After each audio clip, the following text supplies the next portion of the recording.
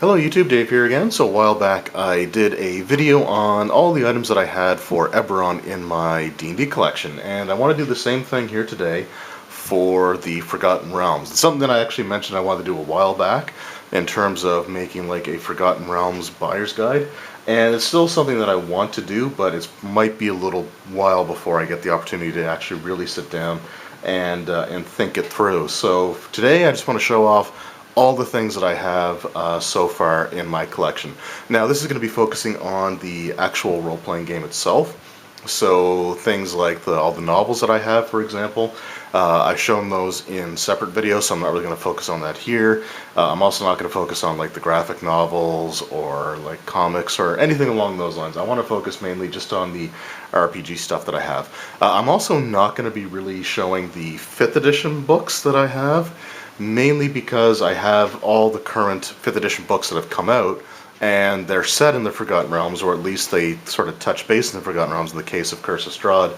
So I don't think that they're really sort of standing out or unique enough, and they don't actually have the Forgotten Realms logo on them. So anyway, the first thing I want to show here is the Forgotten Realms Dungeon Master screen. This was for 3rd edition, and I'm going to be showing like my 2nd edition stuff before I get into the rest of my 3rd edition and 3.5 Forgotten Realms stuff. But since the screen's going to be here in the background throughout most of it, I just thought I would show that off really quick.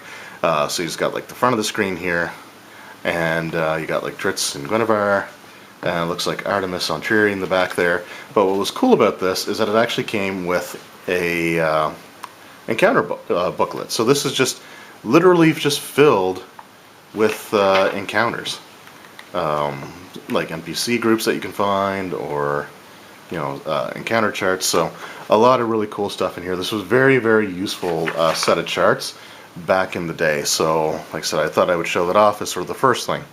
Now, starting with my 2nd edition AD&D Forgotten Realms collection, and this is in no real particular order, so I'm not going to even try to do these in the chronological order of their release or when I pick them up. So the first thing I want to show here is the Forgotten Realms city system, and this one is, I believe, Waterdeep. Yeah. So this is Waterdeep, the City of Splendors, and just really quickly, I think I've shown this sort of before, but it's got like some maps and just a whole lot of information on the city of Waterdeep itself. I could do a separate video on this at a later point. Now this is actually available, and we'll actually pan the camera down here. So this is actually available through the Drive-Thru RPG. I think you can even get a print on demand. But it would have everything sort of included as just one book. So it wouldn't have, for example, like individual booklets. It wouldn't print the actual box. It would print like the front and back cover of the box, I think, for the front and back cover of the book, and it would just have everything that's included printed off. So anyway, so city system, and this is for Waterdeep, which is actually kind of relevant because Waterdeep is going to be the focus of the next major D&D storyline that's set in the Forgotten Realms. Alright, so up next we got a couple of adventures here. One that I've already done a review on, but this is Dungeon of Death. This is part of the Dungeon Crawl series that had come out, and I can't remember how many that there were. I know that there was like Hellgate Keep was another one, and they weren't like actually directly connected. You didn't run the same adventures necessarily through the different ones. But anyway, this is actually one of my earliest purchases for Dungeons and Dragons. Actually, I think I had actually had 3rd edition or 3.5 by the time. Not 3.5, sorry, 3rd edition by the time that I picked this up, but I think it was right when 3rd edition had come out. So I know it was very, very early on in my days of actually buying stuff for D&D. Alright, up next, we have the Pool of Radiance Attack on Myth Draenor. So this is actually, so it uses the 3rd edition D&D logo there. This came out in, obviously it was in 2000, and I think it's actually 3rd edition. I don't think it's 2nd edition AD&D or anything like that. Yeah, you got Fighter. Oh yeah, this is definitely 3rd edition. And there was a video game that had come out around this time, and I think this is the adaptation of, or I think this predates like the events in the video game. But anyway, pretty cool adventure, and definitely 3rd edition. I was just looking through some of the stat blocks there, but there you go. So glad to have that as well. Alright, so the next 2 books are actually very strongly connected, so I'm just going to show them both here. So I've got Faiths and Avatars for 2nd edition Advanced Underdark. Well, these are all 2nd edition AD&D books, but you got Faiths and Avatars. So this has like gods, stuff for their clerics. Just a really, really cool book overall. You even got like the Beholder cult, shaman leader there, which is really, really cool looking. And I also have Powers and Pantheons. So this is a companion to Faiths and Avatar. So I actually have both the books. They're pretty much the same kind of concept though, and just really, really cool stuff. Alright, the next 2 books were part of box sets, and I essentially inherited them when a friend of mine was getting ready to move out of province, so he was looking to just sort of dump some stuff off. He used to own a store actually, and I think this was just some leftover stock that people had brought in for store credit. But the first booklet that I have here is the campaign guide to Myth-Draenor, which would go well with my Pool of Radiance if I wanted to run that. And so like I said, this was part of a box set, so I don't know how much other stuff was actually involved with the box set. I mean, I'm assuming there's obviously going to be maps and probably some adventures or something, but I at least have the campaign guide, which is pretty cool. And the another campaign guide that I have that was definitely part of a box set is Campaign Guide to Undermountain. So again, this was just sort of a bulk deal that I picked up. It doesn't have any of the maps, but at the same time, with Dungeon of the Mad Mage coming out later on this year, something like this might be useful if there's levels of Undermountain that are in here that aren't in that, or it'd be interesting to sort of just compare everything there. So anyway, just thought I'd show that off as well. So that's all of my 2nd edition AD&D stuff. So the next stuff we're going to move into is our 3rd edition D&D books. So I'm just going to go grab those and I'll be right back. Alright, so here we've got the Forgotten Realms 3rd edition Dungeons & Dragons campaign setting book. So I picked this up actually near the very end of the 3rd edition run, so 3.5 was pretty much right around the corner when I finally picked this up. Initially, actually, Dragonlance was going to be the setting that I was going to collect, because I actually picked up the Dragonlance campaign setting shortly before I picked this up. But anyway, this is still one of the best campaign setting books that I think have ever really come out. There's just a lot of really great information in here. Just a lot of great setting information, and a lot of it still really holds up well to this day. Now obviously stat blocks and stuff like that for named NPCs are not going to be the same, but this is still an excellent version of the campaign setting, so well worth looking into if you're interested in actually having more information on the Forgotten Realms than just the Sword Coast region that we have with the 5th edition stuff today. So anyway, this is the campaign setting. It did come with a map as well. Now I honestly don't know where I put that map. I had it out for purposes of running an adventure like way back, I think even before I moved to Halifax.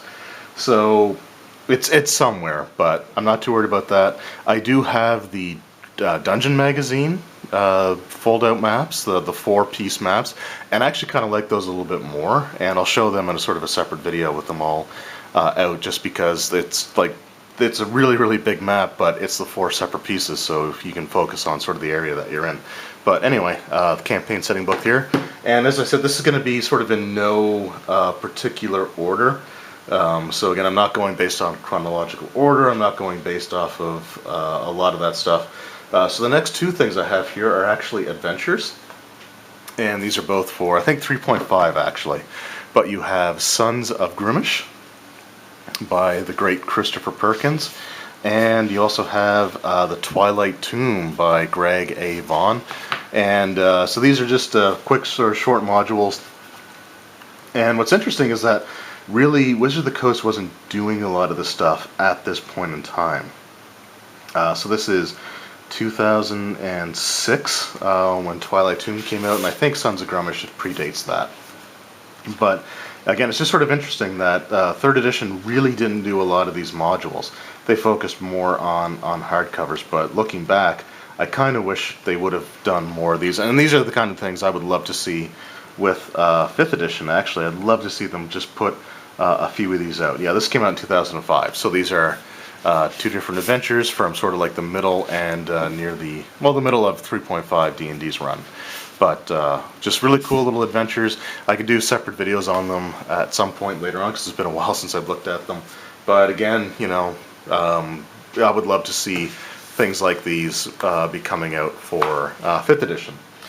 Anyway, and not through like DM's Guild and print on demand, like actually having them send them to stores. Alright, so the next thing I got here is actually probably the first Forgotten Realms book I ever actually bought.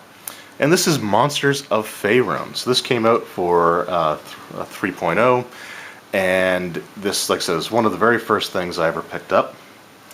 And yeah, I didn't even realize what Fae Room was at first, because this is when I was into D&D for a little over a year at this point, and we weren't using campaign settings, so I had no idea what Fae Room was, but it looked like the same kind of style as the monster manual. So I think this even predates the actual campaign setting, I think, or it's very, very close to it.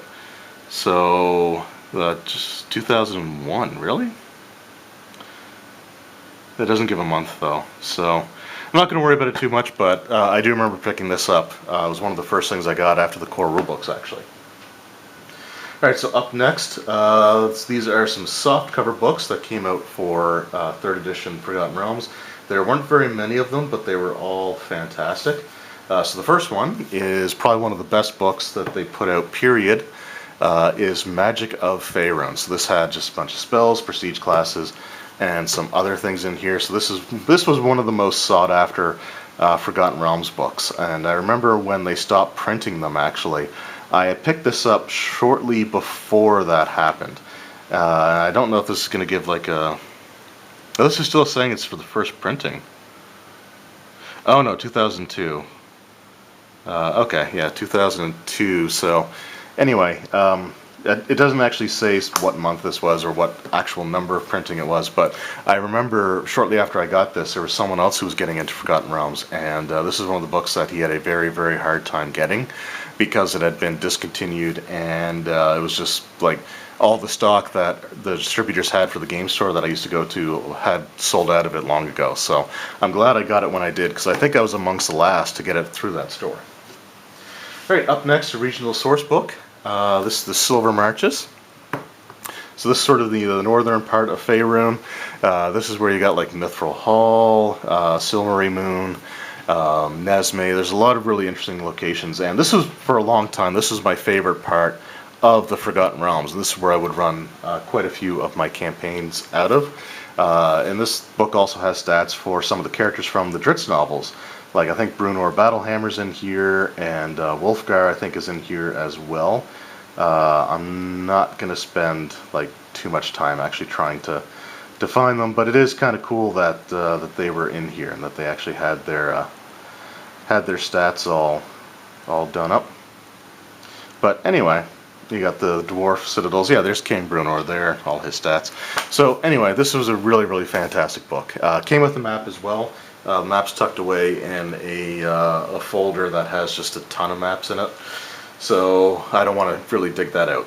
Up next, probably, again, this is actually one of my favorite books for the Forgotten Realms overall, and this is Lords of Darkness. And this book is just filled with organizations. So you got like the Zentarum are in here, the Cult of the Dragon is in here, the Arcane Brotherhood is in here as well. The Drow, the Night Masks, the Red Wizards of Thay, the Shades, and then you've got like the Beholders, Church of Bane, Mind Flayers, just a lot of awesome information. And this was another one of those ones that was kind of sought after, that was very difficult to find by the time 3.5 had come out. Alright, up next is the Super Adventure that came out for the Forgotten Realms. This is City of the Spider Queen. Now, mine unfortunately got a little bit of water damage, which kind of sucks, but still perfectly usable. I've got the maps and everything, so it's definitely, like I said, definitely still 100% fully usable. Really, really cool adventure. Something I actually hope to run one of these days, just sort of switch everything over to 5th edition stats. I don't think it'd be that difficult to do. Alright, up next we've got Races of Fae Room. And it's exactly what it sounds like. Now, this came out before the other Races of books, and this, in fact, this was actually a 3.0 book that came out. So this predates 3.5. So this came out in March 2003, so just a few months before 3.5 came out. And I think it had some of the stuff factored in, or it had some of the things in mind. So, like, I don't think any of the feats that are in here would rely on, have prerequisite feats for things that they knew were not making the cut to 3.5, for example. But just another really fantastic book. The only thing that I didn't like about this one is that if the race appears in the Forgotten Realms campaign setting, then they didn't actually reprint their stats. So they went with just ones that were going to be new to this book, which is fine if you have the campaign setting. But for a player who wanted to have like all the Forgotten Realms elves or dwarves, stuff like that, you'd have to have both the books. So that was the only sort of downside to it. And this was actually the book that made me buy the campaign setting, because I picked this up because I wanted to have some more playable races. And when I saw that there was a fair number that weren't statted in here, that's what made me decide, you know what, I'm just going to go ahead and pick up the Forgotten Realms stuff after all. Alright, up next, when it comes to 3rd edition, this is the best deities-based book. This is Faiths and Pantheons. So Deities and Demigods is sort of just the generic D&D version, but this one was just a lot better, and a lot of that had to do with the fact that it just went into a lot more information about each of the major gods. Now, for the minor gods, it's pretty similar to what we had before, but there's still quite a bit of write-up, I think, on pretty much all of the deities that are here. So you got like their histories and stuff like that, which I always like because, for example, Bane, who's depicted here, quickly became my favorite evil deity in the Forgotten Realms, and just the story of how he resurrected himself through his own offspring kind of idea was just really, really cool. And I just really started to like the god. So being able to read his background and all the sort of the information that they have in this book, I actually picked this up before I got Deities and Demigods, and I was hoping that Deities and Demigods would have the same level of detail, because I really wanted to know about Vecna, and it was not the case. So this one, way, way, way better. Alright, so the next one I'm going to show here is the 3.5 Player's Guide to Fae Room. So they didn't re-release the entire campaign setting for 3.5, and they didn't reprint the campaign setting with 3.5 statistics or anything in it. What they did is they just released this book, which gave you some of the information. And I don't know if it actually talks about like converting from 3.5 to, or 3.0 to 3.5. But it does just say, it does mention like the revisions and why this book had been released. So anyway, this is, if you wanted to play Forgotten Realms and you were running 3.5, this was a pretty important book to have.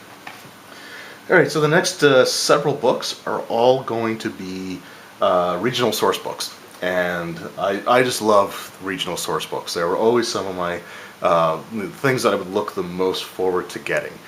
More so than like players' options or stuff like that. I just always really loved regional source books. So the first one I got here is the Underdark. So the Underdark is a location that I've used many, many times in my campaigns, and just another fantastic book. It's third edition D&D, so it's filled with prestige classes and feats and things like that. But there's also some new monsters and just some really decent information about locations in the Underdark. And since it's a setting that I like to use quite a bit, this was obviously sort of a must-have to pick up. Alright, up next we have Serpent Kingdoms. So this one focuses on, it's been a while since I've actually even looked at this one. I don't think it was quite as good as I was hoping it was going to be, but it does mention, you know, it focuses on things like lizard folk, nagas, and Yuan-ti, and I really liked lizard folk, more so than like nagas and Yuan-ti, and I wanted to run some adventures that used lizard folk. So I picked this up. I mean, I was intent to get like most of the Forgotten Realms stuff by this point anyway, but and here you got some dinosaurs. So the jungles of Cholt. So even back then, they were filled with dinosaurs. But anyway, so this was another sort of regional source book focusing on very specific type of enemies. All right, so here we've got the Unapproachable East. And this one here, I do believe, was also 3.0. Yeah, May 2003. So this was probably one of the last books to come out for the Forgotten Realms that used the 3.0 rule set. But, I mean, all the regional information is just as good. And again, I think they sort of took a fair amount of stuff into consideration when making the stat blocks. For example, like I don't think they had skills that were removed. I don't think any of the monsters had that. If they're prestige classes, then they wouldn't require skills that were going to be eliminated from the game, sort of thing. But it wasn't, you know, fully plug in, you know, pick up and plug into 3.5. But still a really, really great book. Love the Red Wizards of Fae, and you know, I don't necessarily think they've been done well enough in terms of like the more modern D&D. They, you know, I think they should be more of a threat than they kind of come off as. So I'd love to see a campaign setting or a campaign adventure that really focuses around them and makes them the central threat for 5th edition. But this, again, fantastic book. And you got Zastam on the cover. This was actually before he had taken over all of Thay. So this is when they had all the different Zulkirs, I think they were called, one representing each school of magic. But you know, you got to have Zastam. So up next we've got another book for Waterdeep. So this is City of Splendor's Waterdeep, and this was the. I mean, this is basically just Waterdeep. This details the city itself. I don't think it actually has much about Undermountain in here other than it's something that exists. 126. Yeah, it's very, very brief information, but this again is a very detailed look at the city of Waterdeep itself, which again feels kind of relevant now that it's, you know, going to be at the forefront of the current D&D 5th edition stuff. So anyway, again, this is another great book to have, and this might have, I almost feel like this might have more information on the city itself than what the other ones are going to have, because they're going to have adventure elements kind of built into them. But fantastic book, especially if you love the city of Waterdeep. I've always been more of a Baldur's Gate kind of person, but I don't begrudge anyone who loves Waterdeep, because it's an awesome city as well. It's just not my favorite. Alright, so this one here is actually probably the one that I was sort of the most disappointed in. And this is Lost Empires of Fae Room. And it's not that this is a bad book by any stretch of the imagination, it's just not what I had envisioned when I had seen that it was coming out. So when I picked this up, or when I was looking forward to getting this, what I thought is that it was going to allow you to run like historical campaigns using the ancient empire sort of thing as the settings, and I thought it would have been really, really cool to go back and run stuff in Netheril, for example. But all that they have is like Fallen Netheril, and all the stuff is essentially, it's still in the modern day, which is fine if you wanted to run a campaign based on exploring these abandoned or ancient, long dead empires kind of thing, or even like Fallen Nethril is still an issue to deal with now. But I was hoping that it would be more historical based, that you could actually run campaigns in these settings, but still a really, really cool book for what it is. But just not what I was expecting. Up next, we've got The Shining South. So Shining South deals with like Holura, or Halura, however you pronounce that, Shar, Lurien, Dunbrath. I thought this had, was it Calimshan? But I don't think it's actually, I don't think Calimshan's actually one of the ones that's in here. But just another regional source book. This is a bit of a broader one, so it takes place over a larger part of the Forgotten Realms than some of the other ones, which are a little bit more specific, but still a really interesting book as well. And anything that I could have to flesh out areas of the Forgotten Realms was definitely welcome. I never got I didn't get any use out of this book, actually, because I just never had any adventures take place in that region. But it's still something that, I wanted to get into the collection. So, Shining South. Alright, up next we've got Mysteries of the Moon Sea. And I think this is some adventures. Campaign art for characters levels 1 through 18. It's been a long time since I've looked through some of these. I think basically once I stopped running 3rd edition, I didn't look back. So this came out in June of 2006. And yeah, it's just a bunch of adventures strung together, I guess. So the Moon Sea, the Zhentarim play a big part there, and the Zhentarim is one of my favorite villainous organizations. So yeah, this has information on things like Hillsfar. So this doubles as a regional source book as well, but it also has adventures in there as well. So you got like Hillsfar in the south, you've got Mellivant in the north, Mulmaster in the east, and then you've got Zentil Keep in the west. So just sort of the Moon Sea region. But this one here, I regret not actually getting a chance to run it. And I think I'm actually going to look through the adventures here and maybe even consider converting them to 5th edition and giving them a go. I mean, it's got Beholders, so anything that's got Beholders is something I want to be a part of. Alright, so the next book that we've got here is Power of Fae Room. So Power of Fae Room is sort of, if I recall correctly, it's high-level options for characters.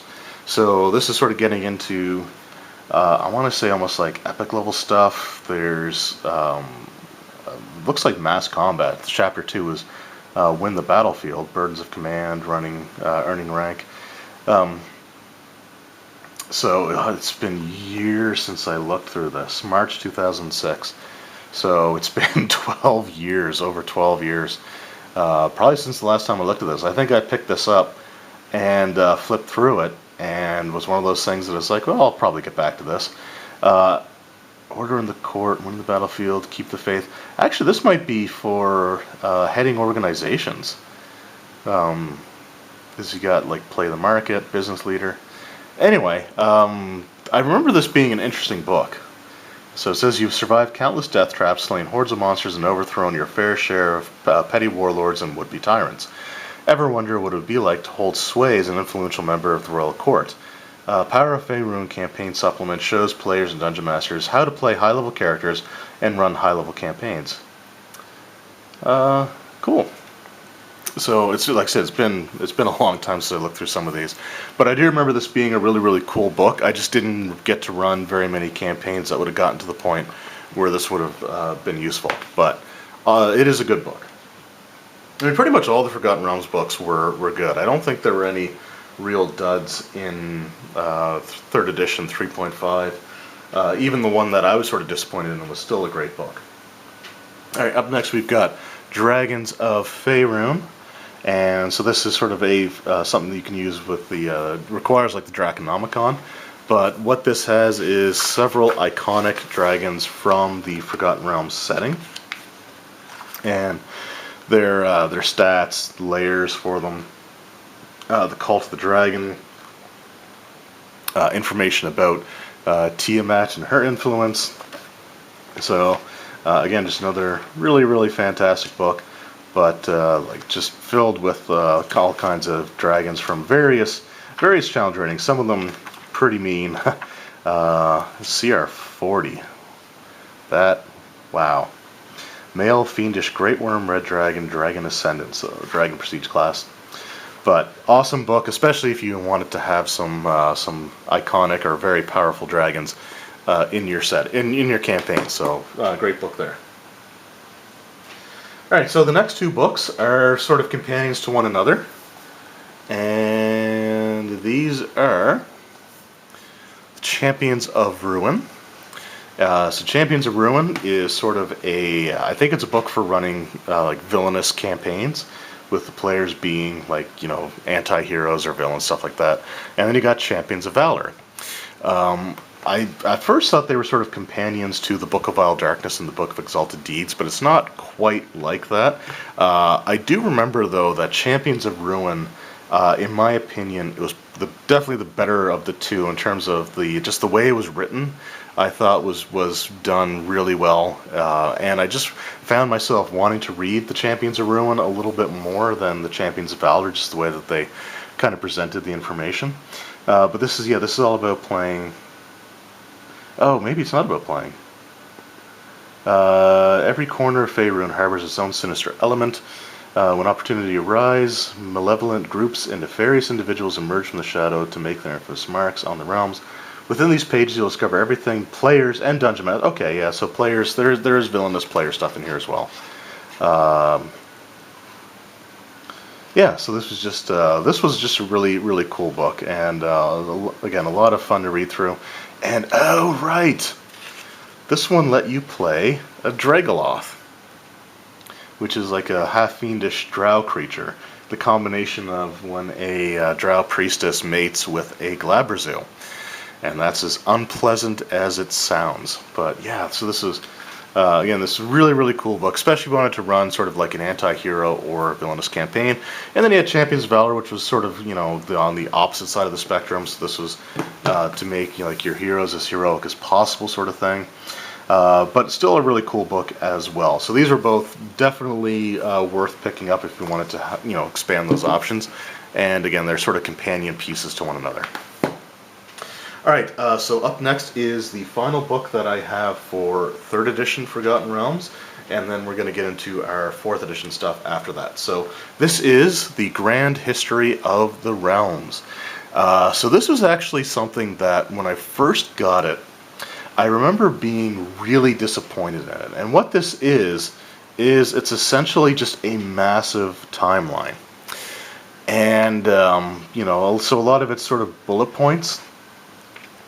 Unfortunately, as far as like if you were looking for a bit more fleshed out. But I remember at first, like I said, at first I was really sort of disappointed in it. But the more I started looking through it, and as time went on, the more I really came to love this book.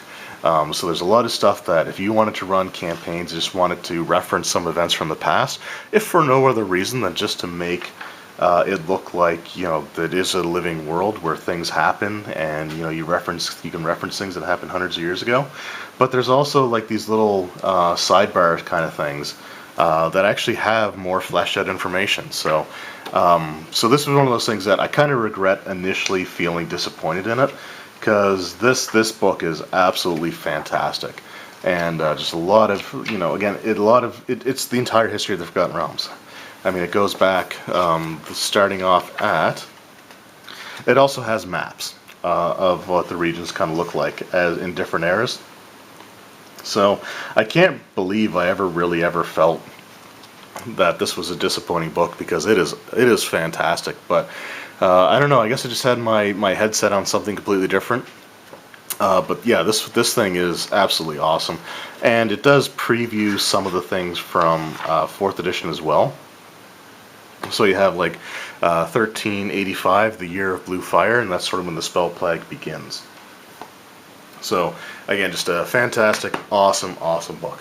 So those are the 3rd edition and 3.5 books that I have in my collection for the Forgotten Realms. So all that's left is to sort of just go over my 4th edition and my D&D Next playtest things that I have for the Forgotten Realms. So I'll grab those and we'll have a look at them next. Alright, so with 4th edition, campaign settings and campaign setting specific materials kind of took a back seat to some of the other stuff that they were putting out at the time. And it's sort of the beginning of how things are now, I think, with 5th edition. So there were 3 major campaign settings that they had released stuff for, like the setting books and other things for it as well. And they were Forgotten Realms, Eberron, and Dark Sun. And there were some adventures, I think, put out for each of them. But in terms of actual like hardcover books, for the longest time, it was just the campaign setting and one other book. So either the campaign setting and a player's guide, for example, or with the Dark Sun, it was the campaign setting and the monster, like creature catalog, I think they called it. So anyway, we got our 4th edition Forgotten Realms stuff here. So they did actually start releasing more hardcovers for Forgotten Realms in 4th edition, sort of near the end of its run. But just going to start off here with the Forgotten Realms campaign setting, or campaign guide, as it was called. So this is one of those things that I actually do have the map inside here. So when Forgotten Realms came out for 4th edition, one of the things that they wanted to do was distance it from the continuity of the novels. And the basic idea was that there were so many novels that were written, and the novels, when they were written, basically took place in the time period that the campaign settings were for the time. So it was just so much continuity, and I think they wanted to sort of almost have a fresh, clean slate for the Forgotten Realms. And as a person who did DM a game where my explanation of a historical event was different from the novels, and a player had read the novels and wanted to constantly call me out for changing it, I thought that this was a breath of fresh air. So I actually liked a fair number of the changes in the 4th edition setting. It's definitely not for everyone, but it's still the Forgotten Realms at the end of the day. But anyway, so you got the campaign setting here.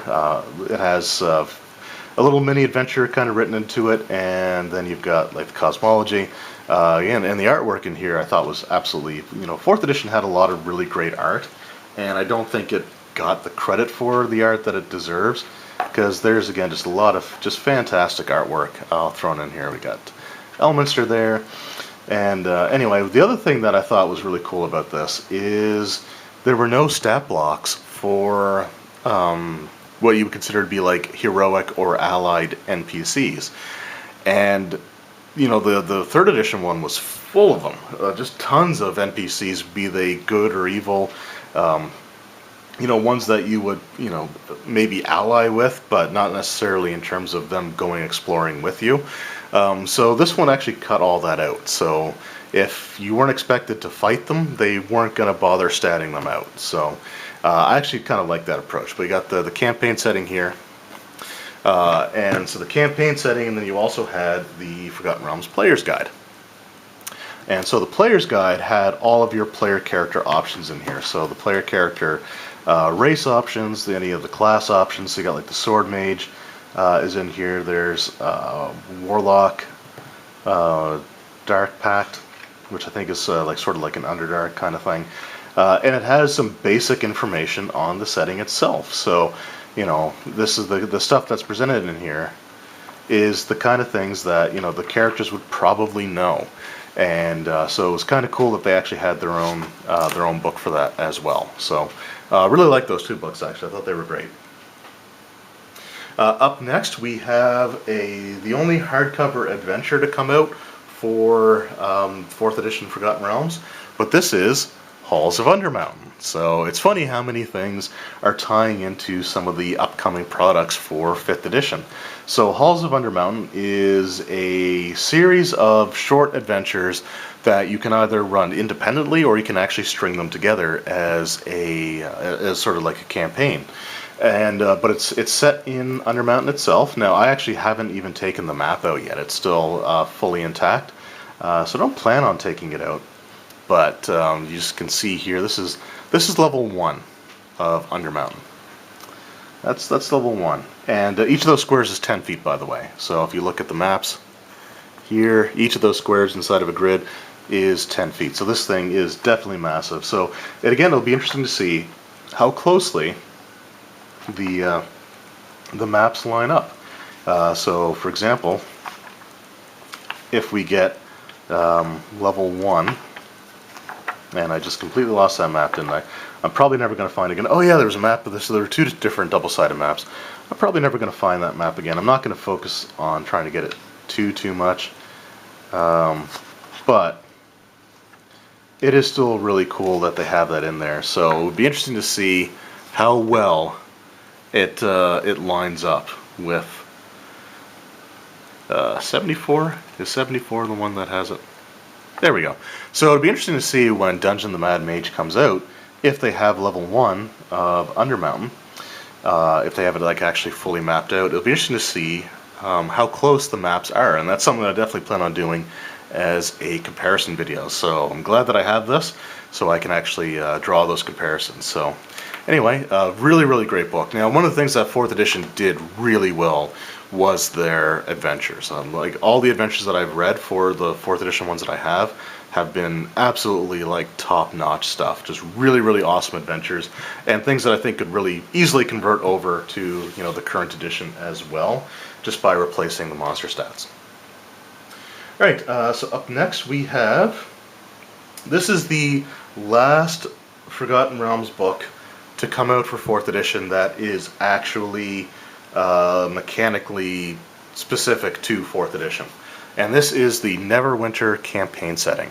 So this was sort of a tie-in to the Neverwinter MMO, which was coming out around this time, actually. I think it was around the same time that the MMO came out, as that this book came out.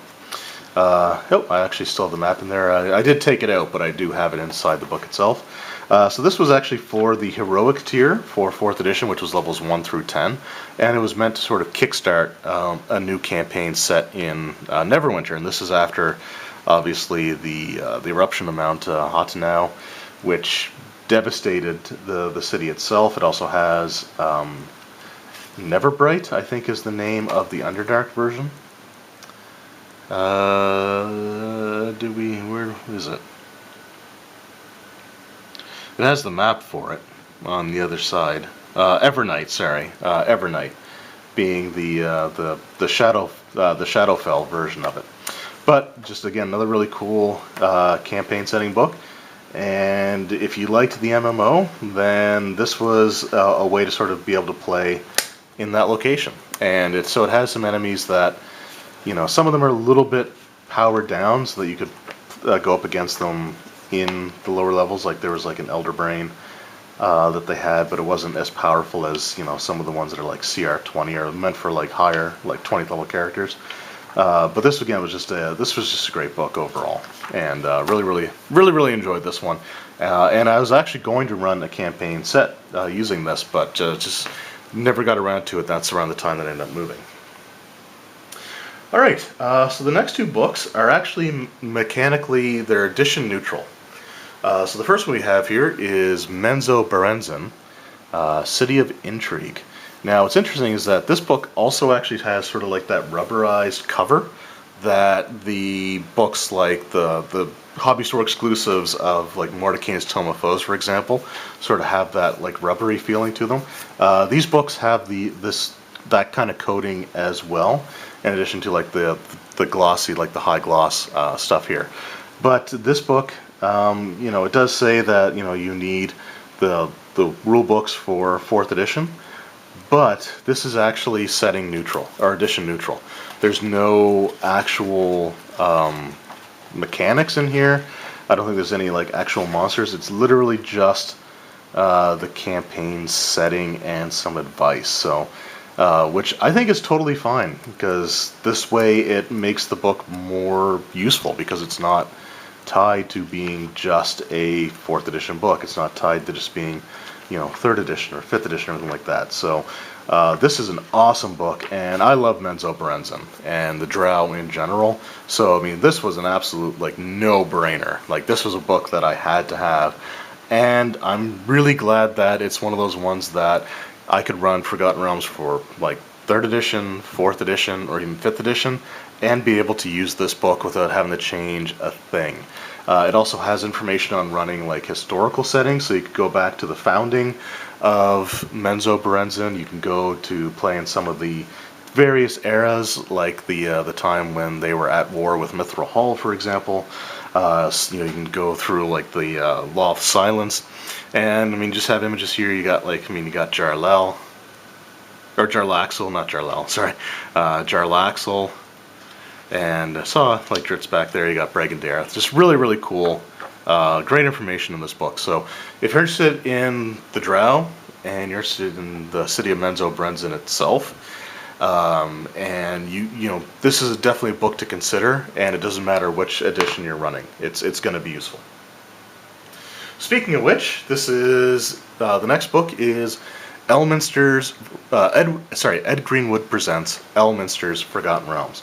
And so this is just sort of a collection of just information on the Forgotten Realms. And again, this is completely edition neutral. It also sort of goes over some of the early history of the Forgotten Realms and how it was developed, like the fact that it actually predates the Dungeons & Dragons game. It was just the world in which Ed Greenwood would sort of set like stories and stuff like that.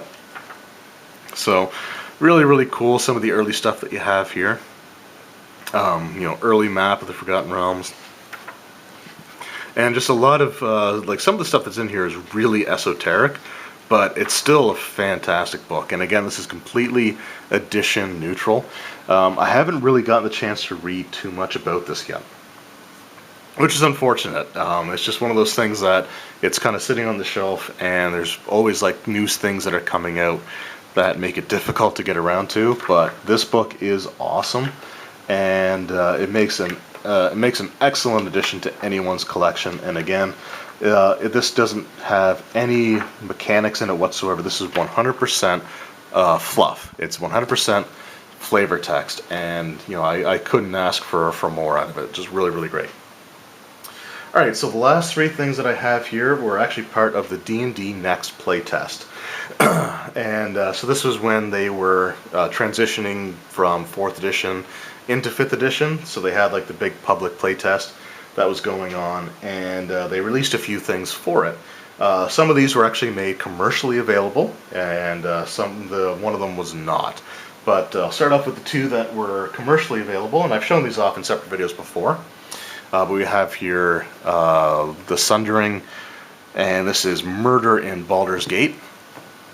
So there were 2 books in this series that had come out, and I mean, what's just awesome about these, and like I said, I've done unboxing videos on them before, but this is one that you can actually use with, doesn't matter, there's several different editions that you can actually play these with. So you got 3rd edition, 4th edition, and the D&D Next playtest, which really isn't so drastically different from what we have for 5th edition now, that you can't just like swap monsters from what they have here versus what they have for the finalized version of 5th edition.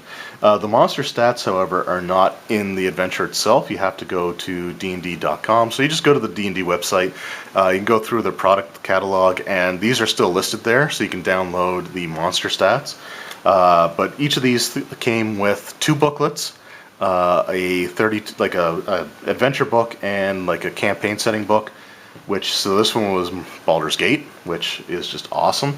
And it comes with a DM screen, and the DM screen has some useful stuff for running the actual adventures in. So this one here is really, really just awesome.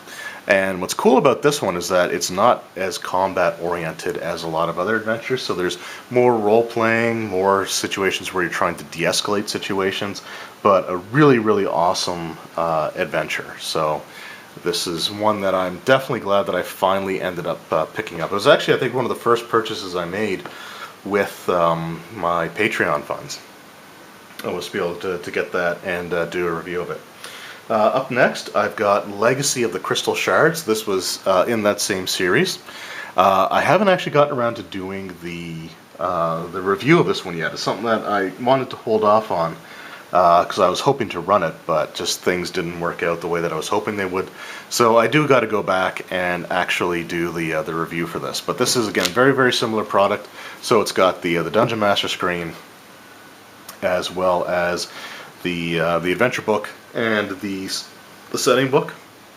Now this one here focuses on Icewind Dale, and so R.A. Salvatore is one of the major contributing authors to it. And this one's really, really great. Now this is more of your traditional adventure because it's more combat oriented. So for example, with Murder in Baldur's Gate, you download the PDF for the stat blocks for all the encounters, and it's one PDF for all 3 editions.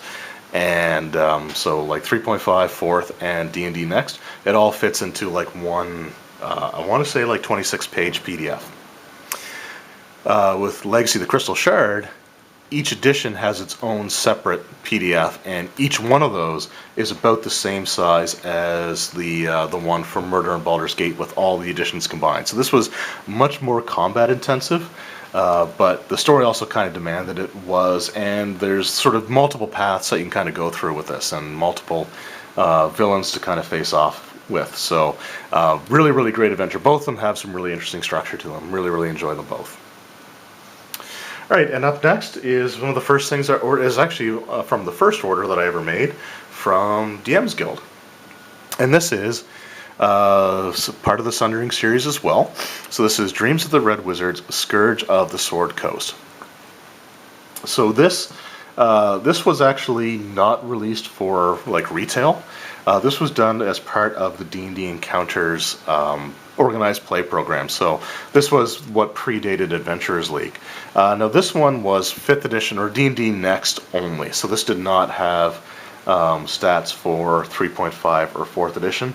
It was purely for the D&D Next playtest, which is fine because I think this was something that had come out deeper into, in fact, so this was February through May of 2014, and in July of 2014 is when the 4th edition core books started coming out.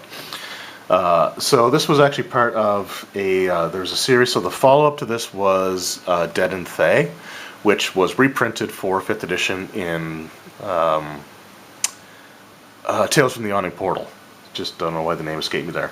There was another adventure. This is also sort of a sequel to another adventure, which was made available, but it was only like special order at like Gen Con and stuff like that. So it wasn't made available for wide retail.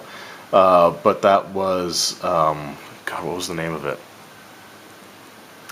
Ghosts of Dragonspear Castle, I think, was the adventure that sort of... So this follows up in the aftermath of that adventure. But it's not direct. So like the adventure that this one sort of takes place in the fallout of was for like 10th level characters, and the players start off at 2nd level here. So they're not directly connected in terms of you would run the same heroes through both.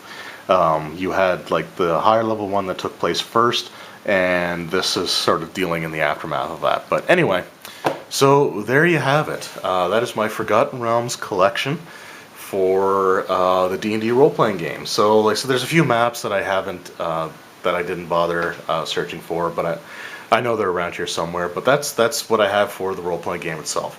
I would love to expand my 2nd edition Forgotten Realms collection. I really would love to get the 2nd edition Forgotten Realms campaign setting. Even if they make it available print on demand, I would absolutely love that. But anyway, so that's what I have for the Forgotten Realms. Probably one of my favorite settings in D&D, and I know that it's sort of played out now, and there's a little bit of campaign setting fatigues with the Forgotten Realms in 5th edition. But this is still a really, really great setting, and there's definitely more to it than just the one region that they're really focusing on with 5th edition. And it'd be nice to see them really expand beyond those locations. But anyway, let me know in the comments below if you guys have any of these books. What are your thoughts on some of them? Like I said, it's been so long since I've looked at some of these that I may be remembering their contents wrong. But again, I just really, really love this setting. And anyway, I just want to thank you guys very much for watching. I hope you enjoyed, and at some point, it'll be a much shorter video because I don't have nearly as much. But at some point, I'd also like to do a video like this for Dragonlance. Anyway, thank you guys again for watching. I hope you enjoyed, and we will see you next time. Take care.